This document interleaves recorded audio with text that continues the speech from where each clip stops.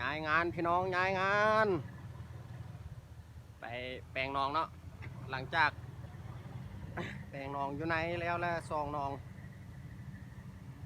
กับปรับนาเนาะวันนี้ย้ายไปมองไม่ห่างกันประมาณหลักป่ายสวนอ้อยเด้อนี่อ้อยสวนอ้อย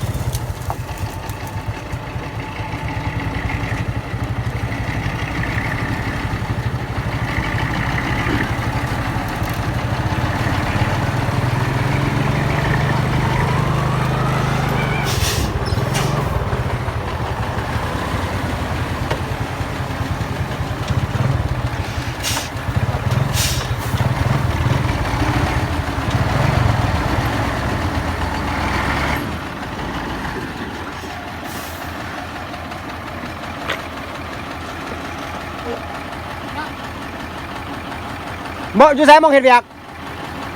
เฮ้ยขึ้นไปอีกไหม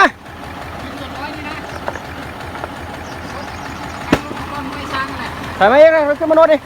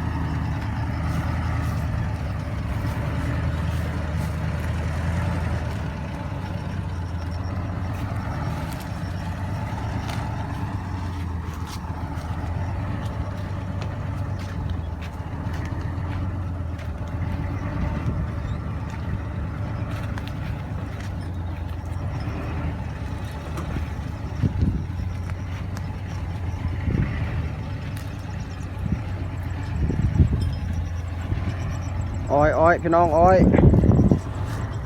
เข้ามาส่วนอ้อยโอ้งามขนาดตัวนี้โอ้งามขนาดเลยอ้อยส่วนนี้สุดยอดวู้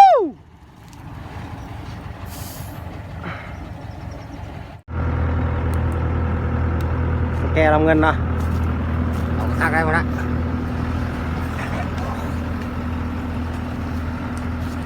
ต้องมุดสู้อีกพ่อ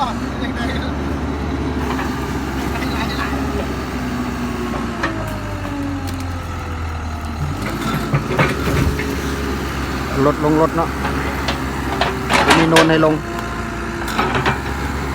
อยู่กระตูกลางสวนอ้อยนี่แหละสวนอ้อย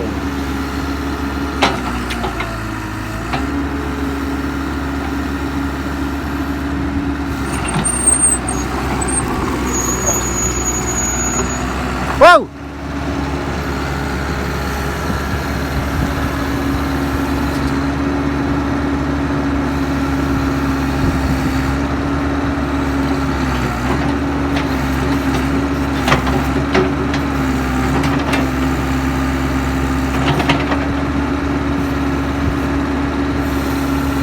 เอาเข้าอีกแค่นั้นเอาเข้าอีก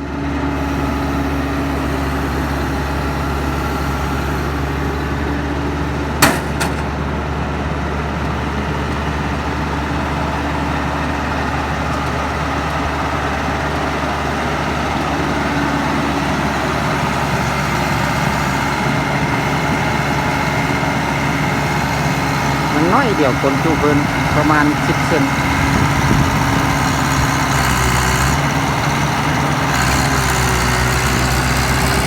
โอเคเรียบร้อยกัน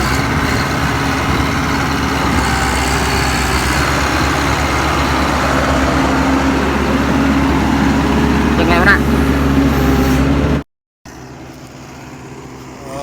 เอารถขึ้นรถ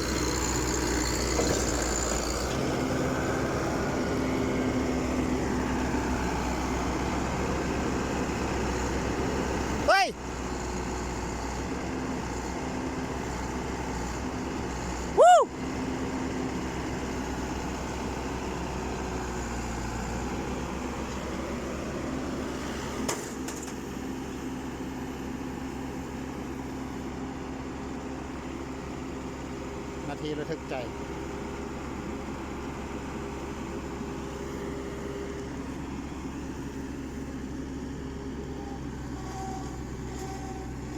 แขนเขาจับแมวแขนเขาจับแมวแขนเขาจับแม่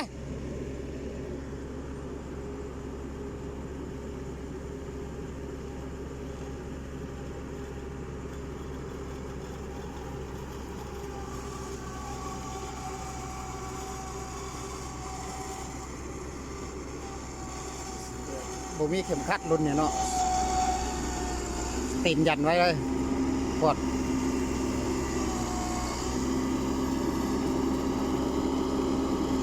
บักดำกับมาบักดำกับเบิ้งนี่บักดำหัวหน้าเพิ่นหัวหน้าส่วนอ้อย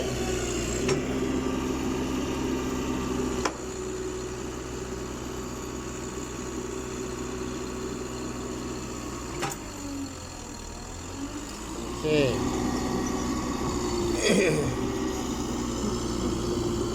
ถ้าว่าบ่ให้ลอกเลียนแบบเด้อบ่ให้ลอกเลียนแบบเด้อ